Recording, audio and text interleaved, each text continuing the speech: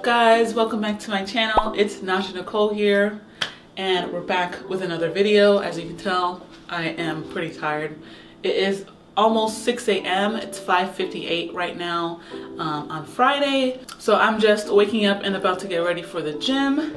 Today we are doing a leg day and specifically focusing on glutes today. So I figured I would bring you guys along to a nice little gym day with me and pretty much just walking you through my glute day staples that I always love to do. Especially easy for beginners to do because I'm just going to be doing like 4 to 5 exercises. Excited for that, but we're getting ready now and I'll take you guys through my outfit today and what I do in the gym.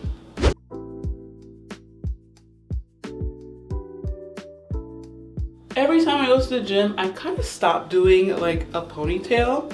I used to like ponytails, but now I'm really feeling the high top buns.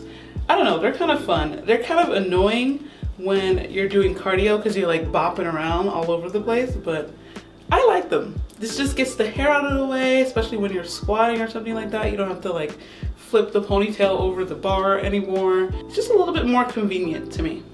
Just twist that around. I like to not do too much hair.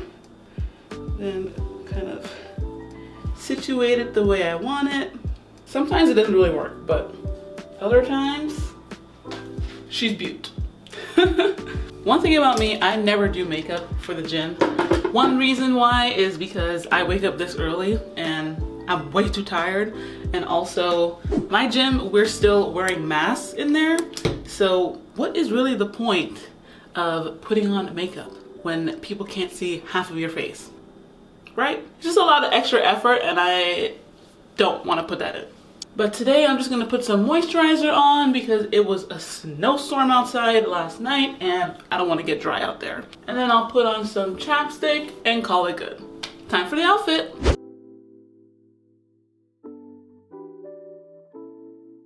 Alright, so walking in here, this is pretty much my entire gym closet corner. Over here is regular clothes and this is all gym clothes. So I have my sports bras here, gym tops, and then behind here are all my leggings. Do not judge me for these leggings right now. I probably have to reorganize this. I kind of want to put this in a drawer instead because look at how unorganized it gets throughout the week as you like pull stuff out and stuff like that. So I'm gonna have to reorganize that. But this is all that I got and I don't know what I'm feeling. I don't know what colors to pick today. So any kind of leg day, I usually like to wear shorts, specifically when I do squats, just because they look super good when you're doing squats. And I usually like to wear like a long sleeve to kind of balance it out. You guys know I love my long sleeve crop tops, but then when I'm doing deadlifts, I like to wear leggings and kind of like a short sleeve crop top or just like a sports bra, just because when I'm doing deadlifts and heavy ones at that, I don't want to be scraping up my shins, you know? So today, I think our main movement is gonna be squats, so I'm gonna pick out some shorts. All right, so I think I'm gonna go with some Alpha Elite Amplifies. I love this mocha color, and I'm just gonna do like a little monochromatic moment with the Alpha Elite Surface Tri-Bra. As you can see, they match pretty well, just kind of tone over tone. And then I'm just gonna put this Gymshark long sleeve on top, like I said, to balance things out. And yeah, that's what we're wearing. So this is the final fit. As you can see, it looks nice and put together. And for accessories, I always love to put this stopwatch on. It's pretty old school, not gonna lie. I don't see many people that use regular watches anymore. I'm not into the Apple Watch. I won't get it, sorry. But yeah, I love these for, you know, timing some of my workouts, you know, if I'm doing planks or something that needs to be timed, just because you can easily see it instead of flipping over your phone. But yeah, so this is the full fit, and then also I will be putting on these Alpha Elite joggers over this just because I walk to the gym and it's a snowstorm outside and I'm not trying to freeze my legs off. Okay, but yeah, we're ready.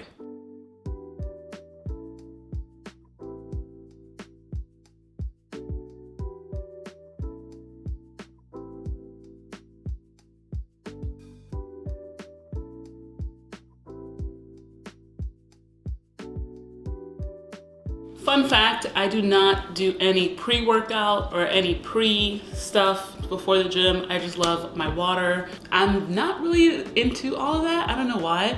Like, I just feel like natural energy is the way to go. And I also am that way with protein. Like, I really stray away from eating protein supplements.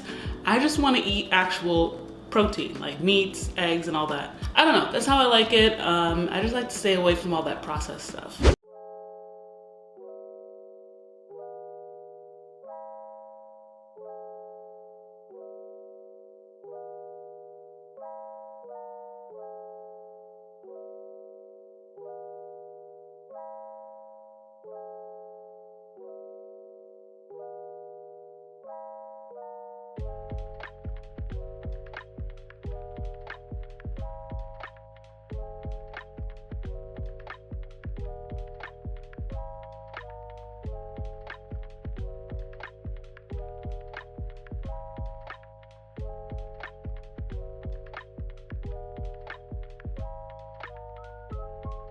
So we're on our hot girl walk to the gym.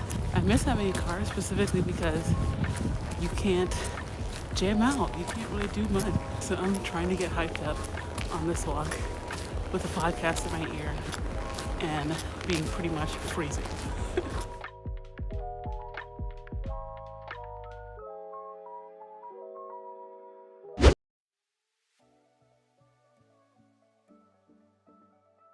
Finally made it to the gym. So like I mentioned before, this is going to be heavily focused on the major glute movements that I find to be the most effective in growing the glutes, as well as building up that perfect glute definition. So for today, we have about 4 movements with 1 heavy compound lift. And I want you guys to really pay attention to the order of these movements because there is a rhyme and reason to it, okay? Through my experience and also just working out for a while and researching, I've realized that when you're working out, you really should focus on the exercises that you pick and also the intensity that you do those exercises at, and making sure that you're not overdoing it by doing 8 to 10 different workouts and ending up staying in the gym for over 2 hours. Because you want to focus on the quality of your workouts and not just the quantity of the exercises that you do and how long you stay in the gym. So a typical day for me, my workouts last about an hour and a half, probably more likely 1 hour. And I always start off with a little bit of cardio. On my leg days, I start off with light cardio as a warm-up. You'll always hear the back and forth argument of when you should do cardio. Should you do it before or after your lifts? I honestly really prefer doing it before because if I do it afterwards, I'm not gonna do it, okay? So after some cardio, I always start off my strength training with a little bit of dynamic stretching. This is specifically important when you're doing compound lifts because those exercises take so much energy out of you and you really wanna be loose and limber when you do them. Today, we're going to be doing squats for our compound lift, and my hips are super tight. So as you can see here, I'm doing a lot of hip openers and just warming up my hips to be ready to squat.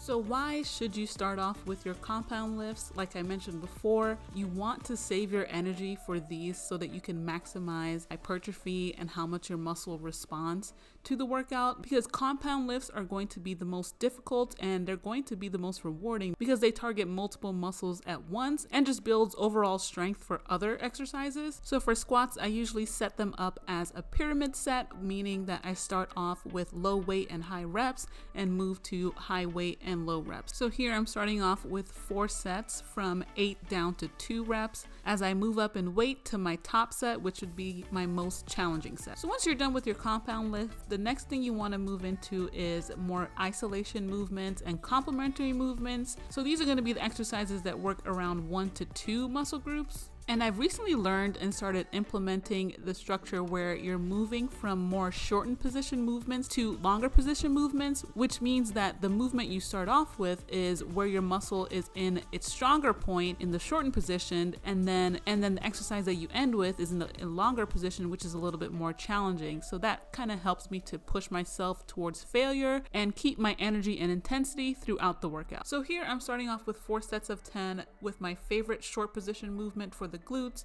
a cast glute bridge. You can also do a hip thrust if you wanted to. The difference between the two is that the hip thrust has a little bit more range of motion and involves a little bit more of your legs, but the cast glute bridge, you can just solely focus on that booty, and the burn from these is insane.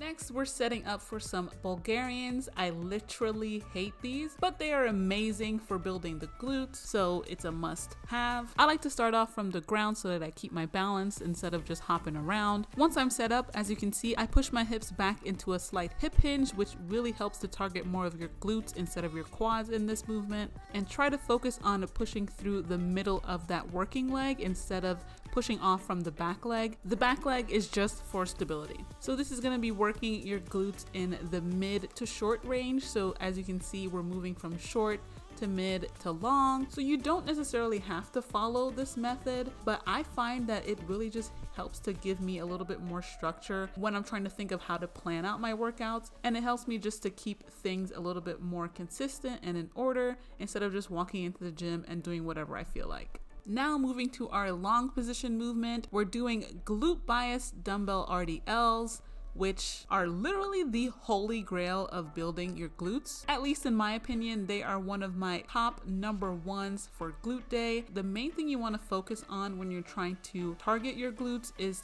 to have roughly like a 30-degree bend in your knees, focusing on pushing your hips back into an imaginary wall behind you and going slow and controlled through the entire movement. My legs were literally shaking after doing those, so you know they're working. And now for our final movement today, we're going to be doing some more isolation of the glutes. So this one, you're going to need an ankle strap. I got my ankle strap from Peach Bands on Amazon, super cheap. I'll leave a link in the description box for that. And we're going to set up for some glute medius kickbacks. This is going to be another mid-range movement for the glutes. And the form for these, you want to make sure that you're kicking back at a 45-degree angle, so pretty much back and to the side. And I like to hold at the top for at least 1 to 2 seconds so that I feel the burn in my glute that I'm working. Make sure you're not going too light on these to the point where you're not really feeling that burn, because this is one of my favorite burnouts. Sometimes if I go too light, I don't actually feel anything, but this is a perfect way to end a glute day. But we can't go home yet, because we gotta finish everything off with some static stretching. I sometimes forget to do these, but they feel so good, especially when you feel that soreness kind of creeping up on you. So I like to end with a couple simple movements to really stretch out my glutes, hamstrings, and quads, and just kind of wind down and relax and get ready to head home.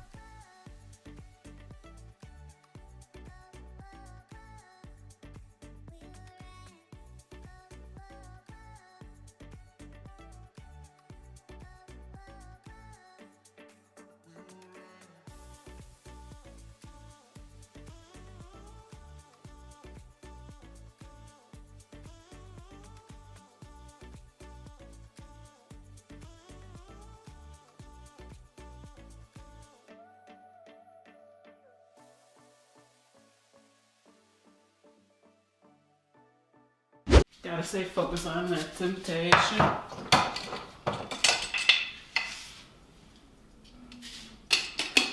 Beautiful inside. Alright, Alright, so I'm back from the gym and I'm about to make some BCAAs. So scratch what I said before. I do take one supplement. I take BCAAs, but not that often. I take these when I'm like feeling a little bit sore and when I have like a hard workout, like that last workout was. That was pretty intense. Like my glutes are on fire after that. So I'm just gonna make some BCAAs and have some breakfast and get ready for work. So the BCAAs I use is this Ghost product here. This is the Ghost Strawberry Kiwi. It is so good. It tastes literally like a Jolly Rancher, not gonna lie. So I'm just gonna put 1 scoop in, like that. Top it off with a little bit of agua and shake that shit up and eat it here.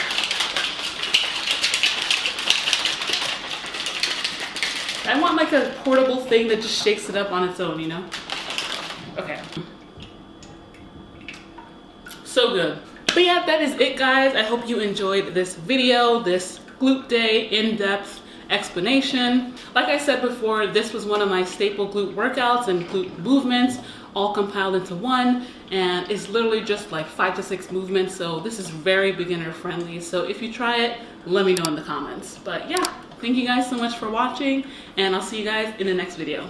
Bye.